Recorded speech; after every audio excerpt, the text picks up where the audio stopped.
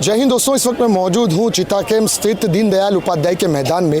और ये मैदान अक्सर खेल के लिए चर्चित रहता था, लेकिन आज के दिन यहाँ पर ट्रॉम्बे पुलिस स्टेशन की जो सीनियर पीआई है वो और उनकी पूरी टीम और ख़ासकर ट्रॉम्बे डिवीज़न के एसीपी साहब ने और जो ये डिवीज़न जिनके अंडर में आता है जोन 6 के पुलिस उपायुक्त समीर शेख साहब के मार्गदर्शन में यहाँ पर से नो टू ड्रग्स, जो मेरे पीछे आप ये बैनर देख सकते हैं, इस बैनर के थ्रू ये बताया जा रहा है कि से नो टू ड्रग्स के लिए यहाँ पर एक कार्यक्रम का आयोजन किया गया था। इस कार्यक्रम में चिताकेम के अंदर जितनी स्कूलें हैं, जिन स्कूल्स में जो बच्चे पढ़ते हैं, उन बच्चों को भी यहाँ पर बुलाया गया था और एक मार्च यहाँ से निकाला गया था, जो कि यहाँ से होते हुए चिताकेम के मेन रोड से होते हुए कब्रिस्तान के रोड तक गया था।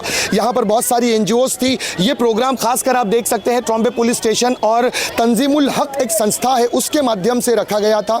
यहाँ पर चिताकेम में जितने समाज सेवक लोग हैं, समाज सेविकाएँ हैं, पॉलिटिकल पार्टी से ताल्लुक़ रखने वाले लोग हैं, वो सारे लोग यहाँ पर उपस्थित हुए थे। साथ ही साथ बहुत सारी एनजीओज यहाँ पर थी। मुफ्त में दवाइयों का यहाँ पर एक काउंटर लगाया गया था। इस विषय में आज ये प्रोग्राम यहाँ पर रखा गया था, लेकिन बारिश होने के चलते यहाँ पर बहुत सारी अफरा तफरी हो गई। लोग कुर्सियाँ भीगने की वजह से, स्टेज वगैरह भीगने की वजह से लोग यहाँ से चले गए। इसलिए ट्रॉम्बे पुलिस स्टेशन की सीनियर पीआई ने बाकायदा ये ऐलान किया है कि आज का प्रोग्राम भले ही स्थगित किया जा रहा है, रद्द किया जा रहा है, लेकिन चंद ही दिनों के अंदर एक और डेट को लेकर इस प्रोग्राम को पोस्टपोन करेंगे और 2 या 3 दिन के अंदर नई डेट अनाउंस की जाएगी और उस डेट के बाद इस प्रोग्राम को फिर से रखा जाएगा, ताकि जो ये ड्रग्स से नो टू ड्रग्स का जो अभियान है, चिताकेम पुलिस स्टेशन ने जो इस अभियान को छेड़ा है, इसे बाकायदगी के साथ पूरा किया जाए। और यहाँ पर जो वरिष्ठ अधिकारी इस वक्त आए हैं, उनसे बात करने की हम कोशिश कर रहे हैं। बने रहिए हमारे साथ, देखते हैं क्या कुछ कहते हैं वो हमारे इन सवालों के जवाब पर। बने रहिए। जिस तरीके से ट्रॉम्बे पुलिस स्टेशन के द्वारा ये प्रयत्न किया गया है नशा मुक्ति को लेकर, इससे पहले भी ट्रॉम्बे पुलिस स्टेशन की तरफ से कई प्रयत्न किए जा चुके हैं। क्या लगता है इससे बदलाव आएगा और जो युवा पीढ़ी थी, जो स्टूडेंट्स थे, वो भी साथ थे? जी बहुत ज़रूरी था। जैसे मैं 2 महीने से पहले ही इधर चार्ज लिया है, तो जैसे चार्ज लिया तो मेरे को 150-200 लोग आके मुझे बता रहे थे कि मैडम हमारे एरिया में ड्रग्स बहुत फैल रहा है, ड्रग्स बहुत फैल रहा है, आप कुछ कीजिए, आप कुछ कीजिए। बहुत सारा बंदोबस्त ये वो, इसके वजह से हम लोग थोड़ा सा वो करते करते हम लोग थोड़ा सा इसके ऊपर कार्रवाई कर रहे थे। लेकिन अभी जैसे ही बंदोबस्त खत्म हो गया तो हम लोग एक्शन मोड पे आ गए और फिर उसके बाद हम लोगों ने 8 किलो गांजा पकड़ा है, फिर उसके बाद 2 किलो गांजा पकड़ा है, एमडी पकड़ा है। ये गए 15 दिन की ही बात है। तो और हमको चांस मिलेगा, आप लोगों का सपोर्ट रहेगा, तो मैं चाहती थी कि एक अभियान छड़ा जाए। अभियान से लोगों को पहले ज्वाइन किया जाता है और फिर आगे बढ़ सकते हैं। तो ज्वाइन करने से ये होता है कि जितने भी इंफॉर्मेशन मिलती है, जो लोग ड्रग्स के एडिक्टेड बच्चे हैं, उनका इंफॉर्मेशन हम लोगों को मिलता है। और हम लोग जो ड्रग पेडलर है, जो कंज्यूम भी करते हैं और बेचते भी हैं, तो बेचने वालों के खिलाफ हम लोगों को बहुत बड़ा अभियान छेड़ना है। और ये जो कंजम्पशन करते हैं, जो हमारे नज़र से तो वो विक्टिम है। जिस परिस्थिति अभी इधर झोपड़पट्टी का इलाका है, वो झोपड़पट्टी के इलाके में बच्चे लोग बहुत बुरी तरह से खूब संगत से बड़े हो रहे हैं। तो इनको जो बेचने वाले जो लोग हैं, उनको तो हम लोग पकड़ रहे हैं। करबला मैदान है और इधर पीछे कस्टम रोड पे भी हम लोगों ने बहुत बड़ा ये अभियान चालू किया है। उधर हम लोग अपना 1 नंबर गाड़ी, जो बड़ा गाड़ी रहता है, उधर खड़ा ही कर रहे हैं शाम के टाइम पे।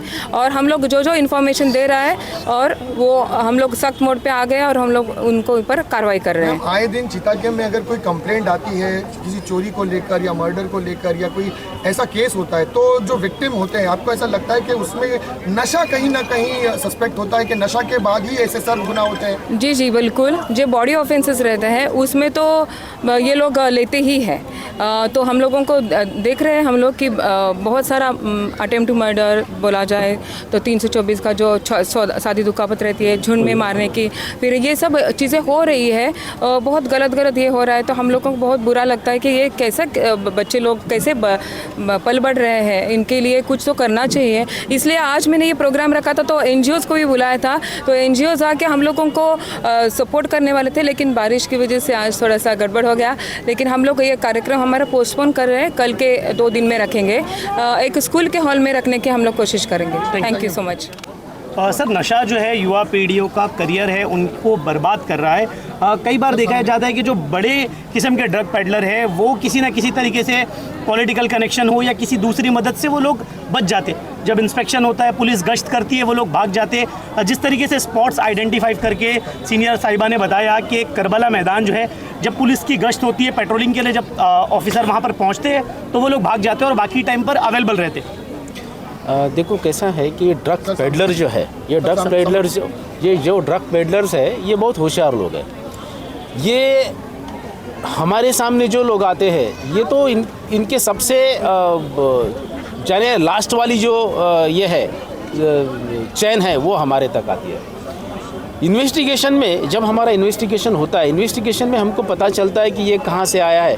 देखो ड्रग्स ऐसे ही नहीं आता है यहाँ पर, उसके आने के तरीके होते हैं। ट्रेन से आता है, जहाज़ से आता है, हर चीज़ से ड्रग्स यहाँ पर आ रही है। तो ये आने वाली जो चीज़ें हमारी उन तक पहुँचने की कोशिश ज़्यादा है।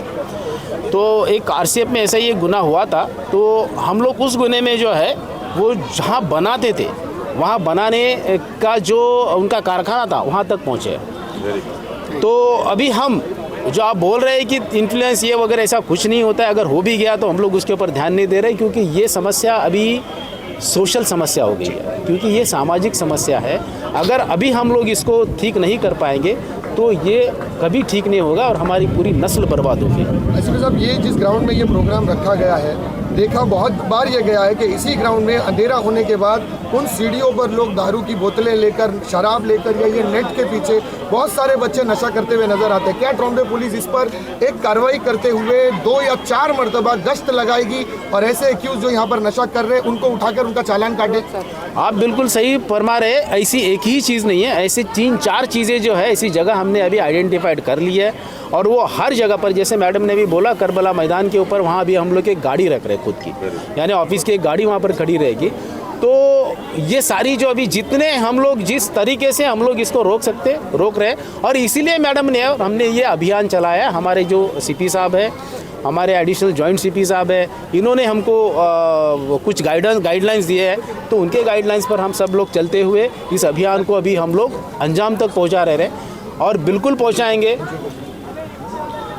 जितनी कार्रवाई हो सकती है उतनी कार्रवाई हम लोग करेंगे और इसमें आप सब लोगों का, ये जो जनता है अगर हमारे साथ आ गई तो फिर हम बिल्कुल इसको रोक सकेंगे। और हम लोग अभी इसमें एक और चीज़ कर रही है। देखो जनता हमारे पास क्यों नहीं आती है, क्योंकि ड्रग्स पेडलर जो है क्रिमिनल्स है।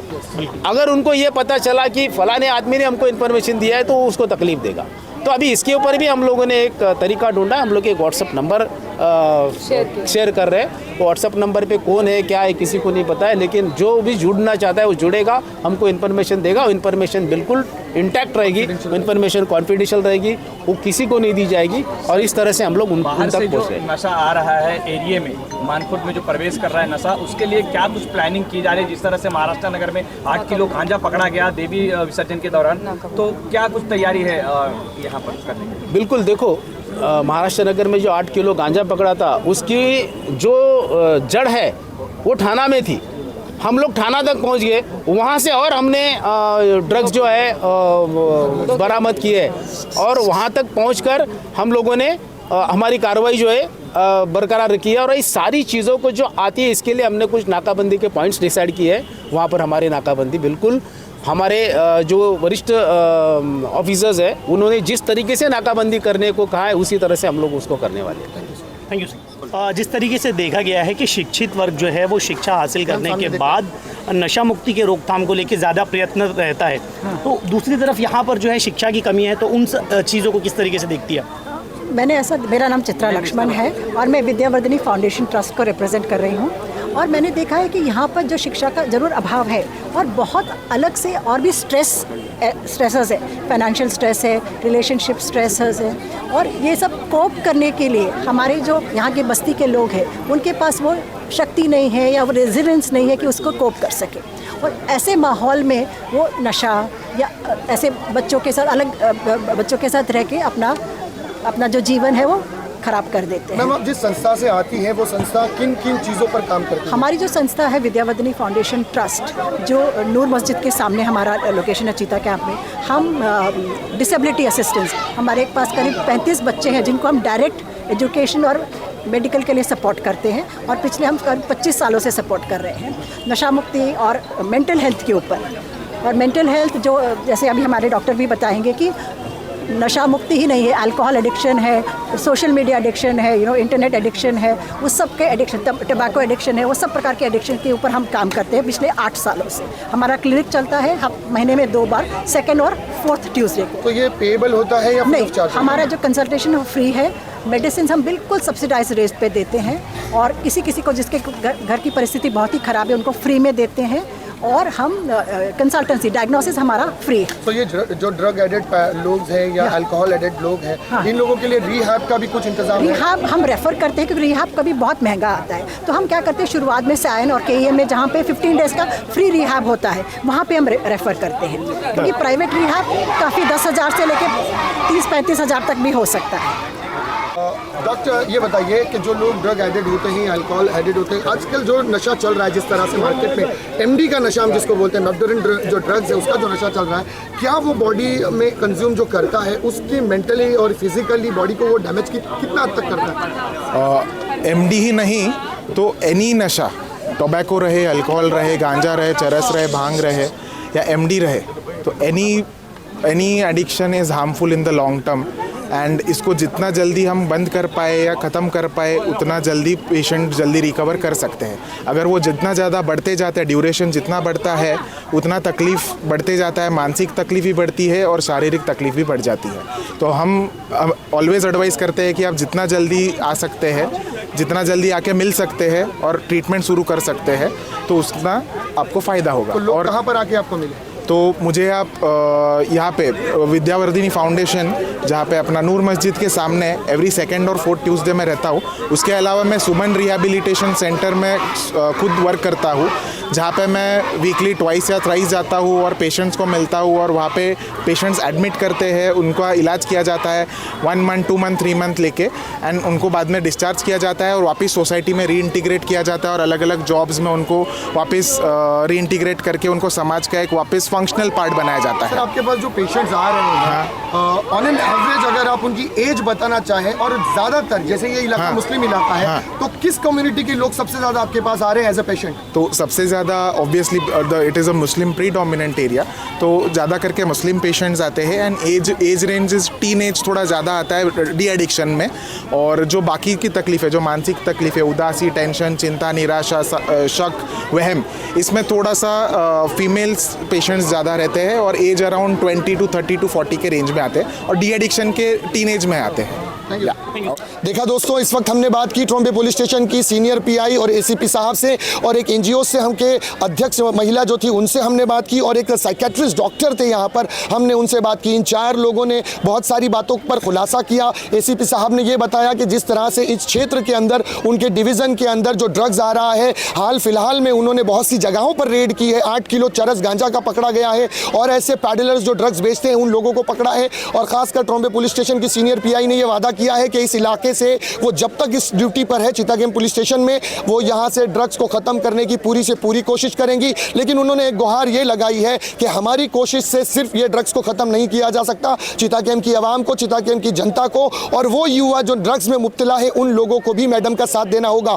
एक बात यहाँ पर नोट करने की है कि साइकेट्रिस्ट ने एक बात बताई है, जो डॉक्टर से हमने बात की तो उन्होंने बताया कि ड्रग्स जब आप कंज्यूम करते हैं तो वो आपके बॉडी में फिजिकली और मेंटली दोनों चीज़ों को आपको डिस्ट्रॉय करता है, अंदर से आपको डैमेज करता है। और एक बात बहुत बड़ी उन्होंने बताई कि चितागेम जबकि बहुमूल्य जो आबादी है वो मुसलमानों की है, तो जो मुस्लिम तबके के लोग हैं ज़्यादातर वही उनके पेशेंट हैं। और नशा करने वालों की जो एज का क्राइटेरिया उन्होंने बताया है वो बड़े अफसोसनाक की बात है कि टीनेजर्स का लफ्ज़ उन्होंने इस्तेमाल किया। नाजरीन, आप सोच सकते हैं कि 16 साल, 17 साल, 18 साल के बच्चे इस वक्त चितागेम के अंदर ड्रग कंज्यूम कर रहे हैं। अपनी जवानी, अपने मुस्तकबिल को, अपने ख़ानदान के नाम को बर्बाद करने पर यह चितागेम की पीढ़ी तुली हुई है। मैं गुहार लगाता हूँ, हिंदुस्तान डेली के माध्यम से आपसे रिक्वेस्ट करता हूँ कि ऐसी चीज़ों से बचें, अल्लाह की दीन की तरफ आएँ और अच्छे कामों में मुब्तला रहे, अपना ध्यान पढ़ाई में लगाए ताकि आपका मुस्तकबिल सुधरे, आपके परिवार का मुस्तकबिल सुधरे। इन्हीं खबरों के साथ मैं सिराज शेख फिर मिलूंगा किसी अगली खबर के साथ। तब तक के लिए सुरक्षित रहें, सतर्क रहें। जय हिंद।